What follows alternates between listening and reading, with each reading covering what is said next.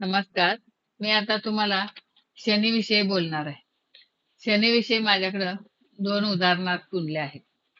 मुलाचं मुलाची तारीख आहे 11/5/87, वेळ सकाळी 8 वाजता. मुलाची कुंडली आहे वृषभ लग्न आणि सप्तम स्थानात वृश्चिकेचा शनी आहे. हां. तर आणि मुलीची कुंडली आहे कर्क लग्नाची. तिच्या सप्तम स्थानी मकरेचा शनी आहे. तरी पण ह्या दोघांची लग्न वयातच आणि लवकर झालेले आहे.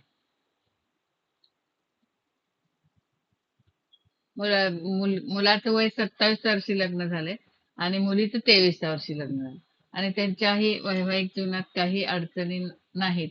तरी पण त्यांचं लग्न सुखात आणि समाधानात आतापर्यंत चालू आहे. मग शनीला दोष देता सगळे लोक म्हणतात तुमचा शनी सप्तमात आहे, तुमचं लग्न 30 नंतर होणार आहे, उशिरा होणार आहे. हे सगळं पुस्तकात वाचण्याच्या गोष्टी आहेत. पण आपण जर तसं पाहिलं उदाहरणार्थ तर ह्या 2 कुंडल्यांच्यामुळं मला समजलंय की शनी सप्तमात असेल आणि आपल्याला माहित आहे आपलं लग्न उशिरा होणार आहे, तर आपण प्रयत्न केला, जास्त उशीर नाही, वेळ नाही घेतला, तर लग्न लवकर होऊ शकतं. शनी चांगली स्थळं सुद्धा देऊ शकतो, पैसा देऊ शकतो, पार्टनरशिप देऊ शकतो आणि त्यांचं चांगलं होऊ शकतं.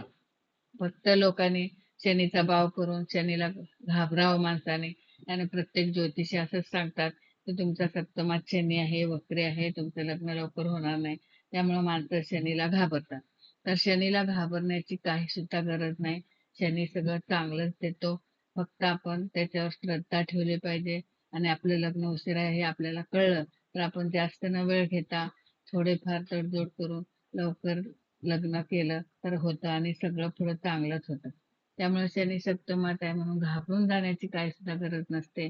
शनी उच्चित असेल तर चांगलं स्थळ मिळतं आणि शनी वक्री असेल तर सुद्धा चांगलं स्थळ मिळतं. हे माझ्यासमोर 2 कुंडलीचं उदाहरण आहे. तर तुम्ही शनीबद्दल तुमचं काय मत आहे हे मला कमेंटमध्ये सांगा. सो अशा प्रकारे आपण पाहिलं की सगळ्यात कठोर आणि कडक मानले जाणारे शनीचे काही चांगले फायदेही आहेत.